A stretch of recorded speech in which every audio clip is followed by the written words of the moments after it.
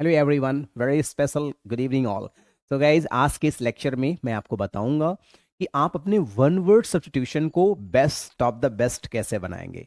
बहुत सारे बच्चों को वन वर्ड सब्स्टिट्यूशन में बहुत प्रॉब्लम्स होती है। तो गाइज, शुरू से लेके अंत तक एक भी लेक्चर आप प्लीज मिस मत करिएगा, राइट।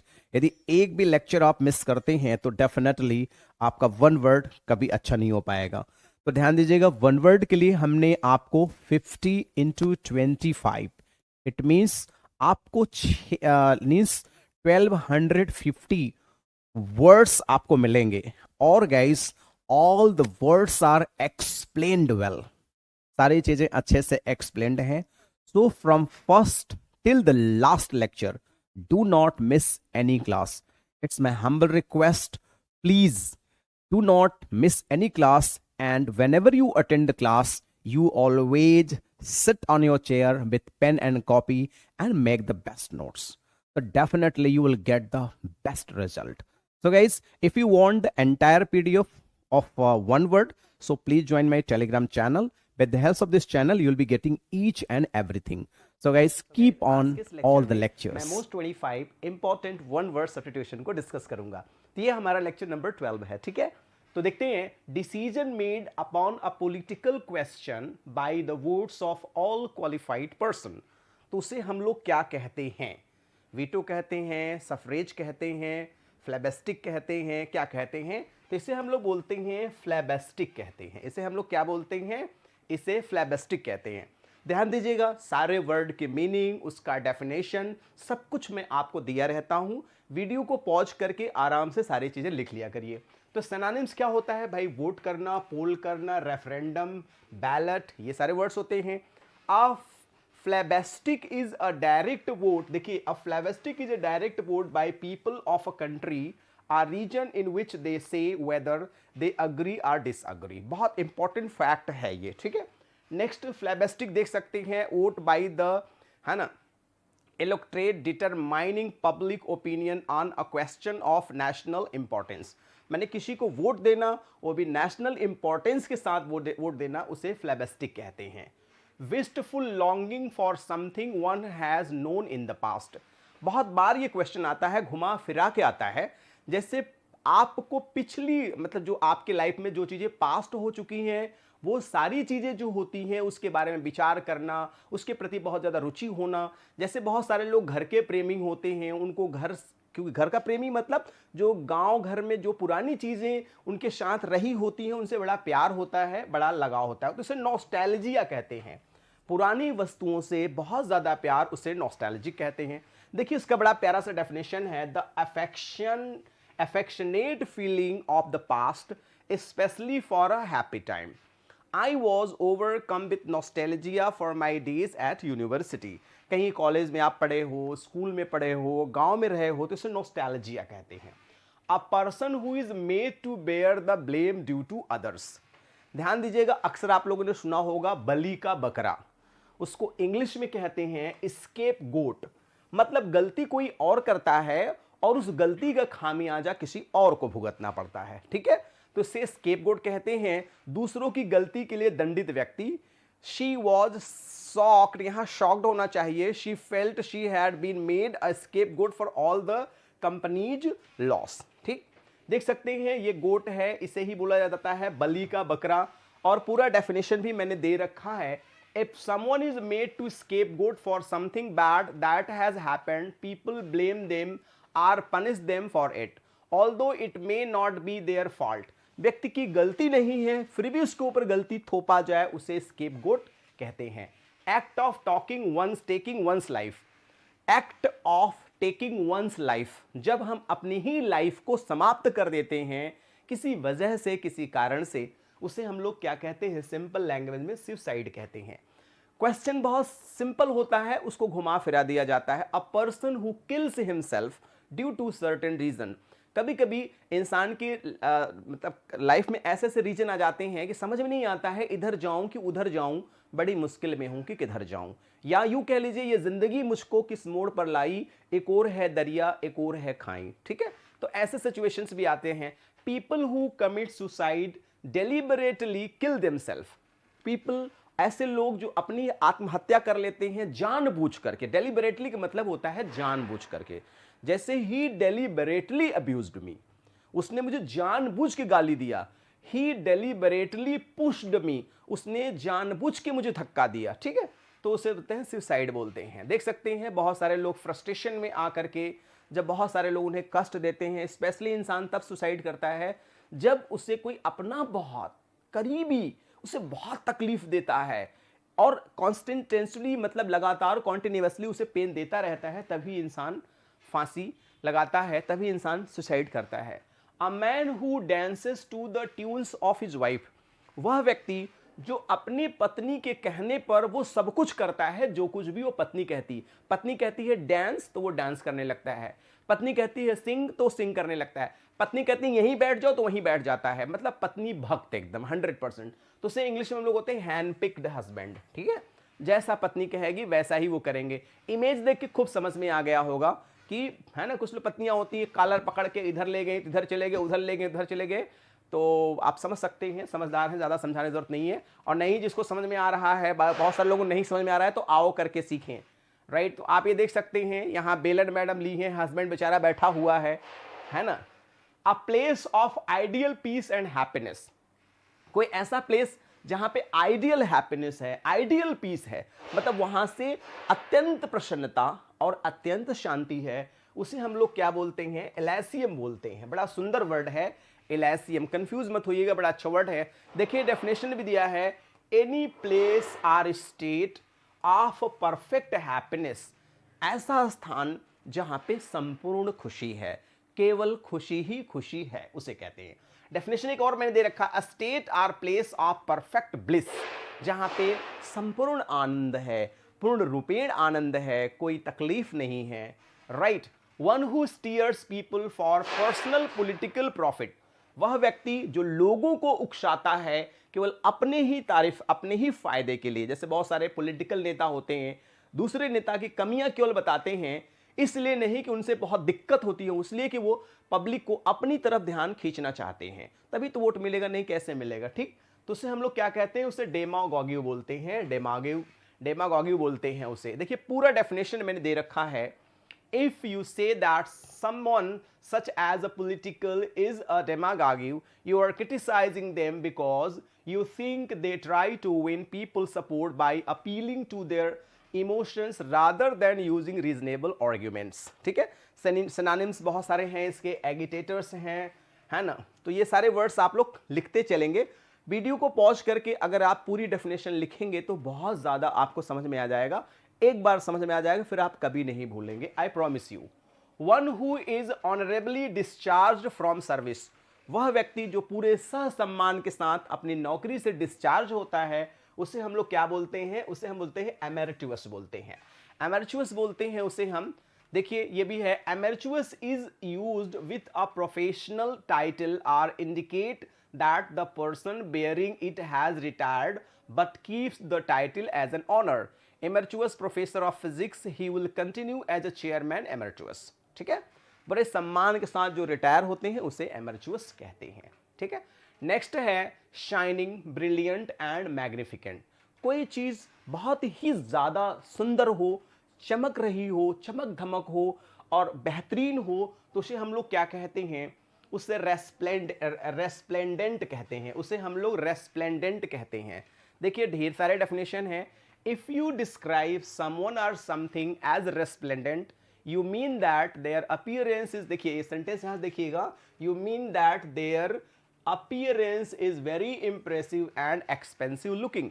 जैसे कुछ कपड़े क्या होते हैं, बहुत ही सुंदर होते हैं, तो जो बहुत ही सुंदर होते हैं वो बहुत एक्सपेंसिव भी होते हैं नॉर्मली, ठीक है। तो you can see that image, synonyms brilliant, radiant, splendid, glorious, ठीक है। Today resplendent designer Banarasi lehengas are, है ना, replacing hazardous and gold embroidery, है ना, लहंगास। तो देख सकते हैं ये पूरा हिंदी में डेफिनेशन है प्रॉपरली। नेक्स्ट है cutting for stone in the bladder, जैसे बहुत सारे डॉक्टर्स क्या करते हैं, पेट के अंदर से मशीन के माध्यम से अंदर जो पेट में स्टोन होते हैं उसको काटते हैं, इसे बोलते हैं लिथोटॉमी बोलते हैं, उसे बोलते हैं लिथोटॉमी, याद रखिएगा। तो लिथोटॉमी मतलब the surgical removal of a calculus specially one in the urinary bladder. जैसे कुछ लोगों के यूरिनरी ब्लैडर में स्टोन्स हो जाते हैं तो उससे डॉक्टर्स ऑपरेट करते हैं या उसको अपने कुछ मशीन्स के माध्यम से उसको हटाते हैं, दैट इज कॉल्ड लिथोटॉमी। ऐसे ही स्टोन्स होते हैं, वो धीरे धीरे मशीन से कट करके उसको निकाल देते हैं बाहर और पेशेंट एकदम फर्स्ट क्लास हो जाता है। अ हैवी अननेचुरल स्लंबर, बहुत ज्यादा नेचुरल स्लंबर हो, हैवी भी हो, उससे स्टूपर कहते हैं। क्या कहते हैं? उससे स्टूपर कहते हैं। ठीक है, स्टूपर का बहुत सारा डेफिनेशन है। Someone who is in a stupor is almost unconscious and is unable to act or think normally, especially as a result of drink or drugs. ठीक है, तो डेफिनेशन है state of mental dullness, loss of the senses, she was really stupor.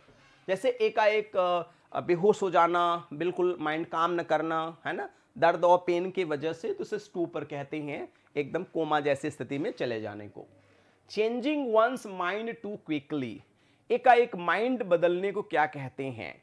तो एडॉप्टेबिलिटी, instability, वेरिसिलिटी, तो उसे वैसे वैशी, what is that, वैसिलेशन उसे बोलते हैं। वेट अ मिनट प्लीज, तो वैशिलेशन बोलते हैं उसे, vacillation, this one sir is right.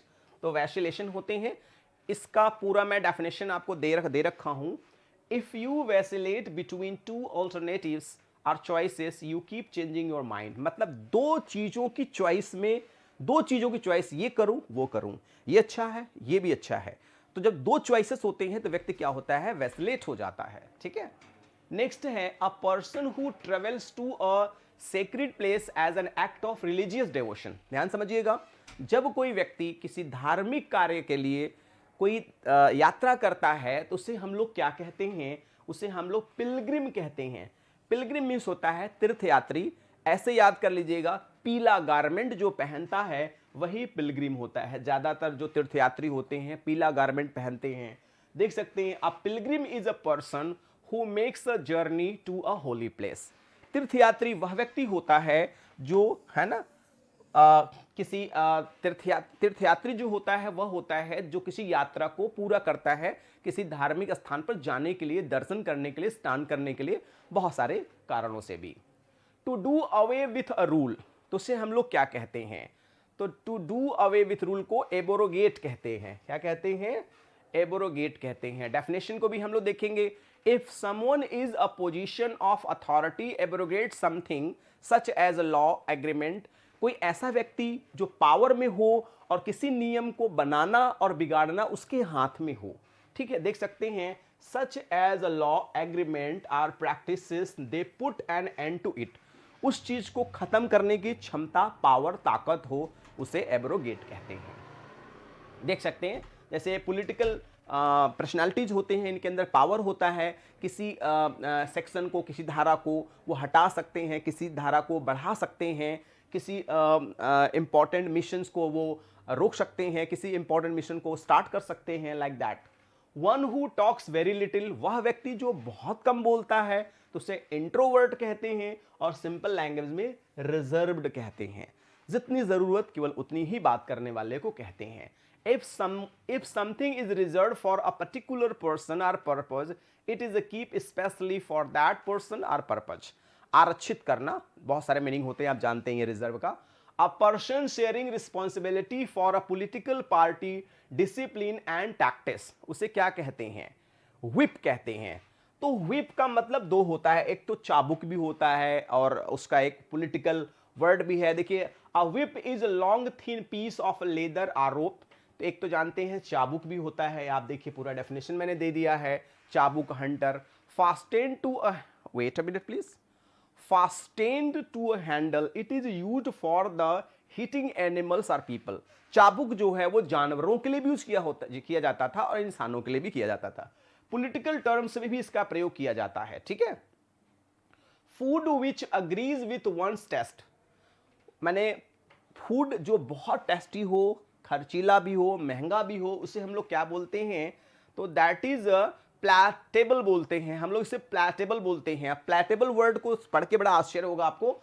If you describe food or drink as palatable, you mean that it is tasties pleasant, बहुत टेस्टी हो, बहुत प्लेजेंट हो, और साथ साथ में महंगा भी हो. Flavoring and preservative and designed to make the food look more palatable.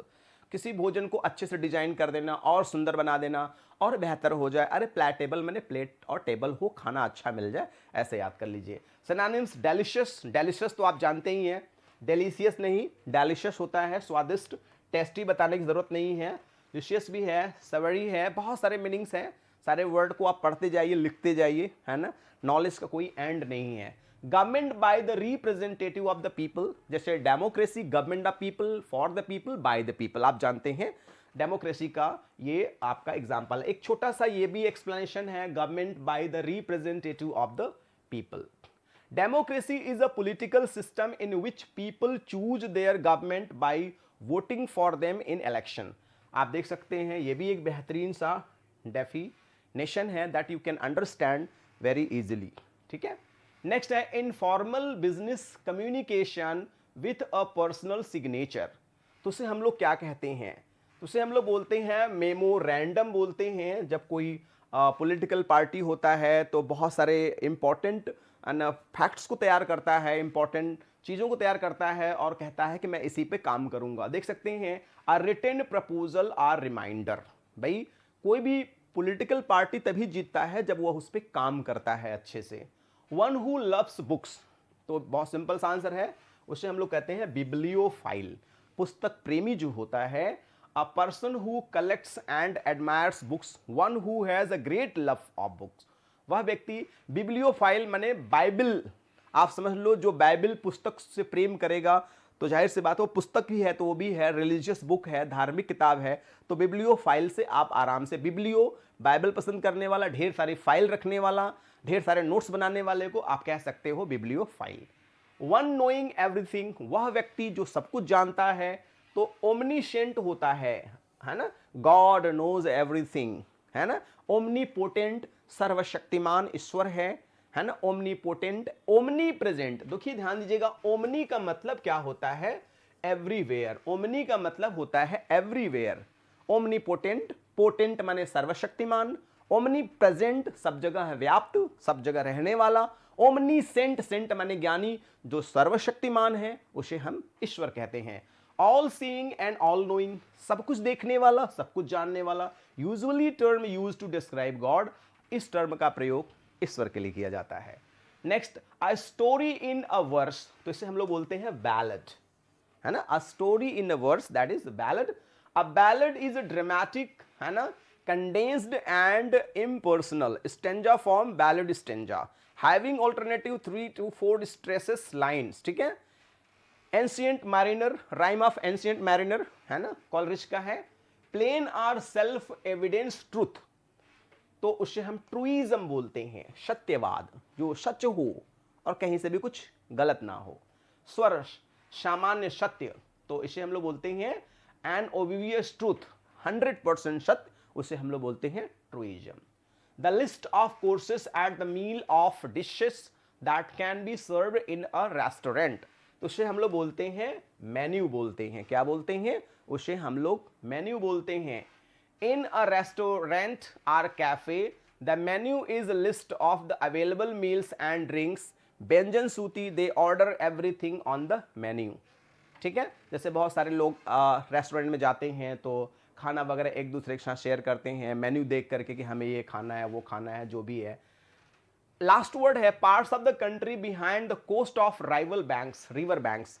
मतलब कोई ऐसा एरिया, कोई ऐसा क्षेत्र जो पहाड़ों के पीछे हो, मतलब एकदम रिमोट हो, ज्यादातर वहां उस जगह पे लोग ना जाते हो, तो उसे हिंटरलैंड कहते हैं. बड़ा सुंदर जगह होती है क्योंकि पहाड़ के पास होता है, तो हिंटरलैंड होता है.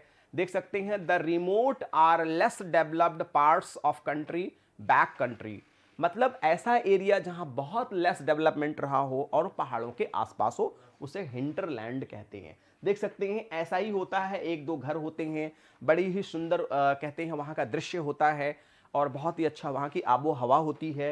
लोग बहुत प्रसन्न होते हैं उस एरिया में। तो गाइज आज के इस लेक्चर में मैंने मोस्ट 25 इंपॉर्टेंट वन वर्ड को डिस्कस किया। तो गाइज कुछ अच्छा लगता है तो प्लीज लाइक द वीडियो, नहीं अच्छा लगता है you can dislike the videos. One more request, please share this link to your friends, near dear and sweetheart one. At last, don't forget to subscribe the channel, and if you subscribe the channel, definitely you will be getting the latest notification from us. And finally, don't forget to send your valuable feedback. According to your feedback, I'll be working. So thanks for joining with me. Good day all and take care all.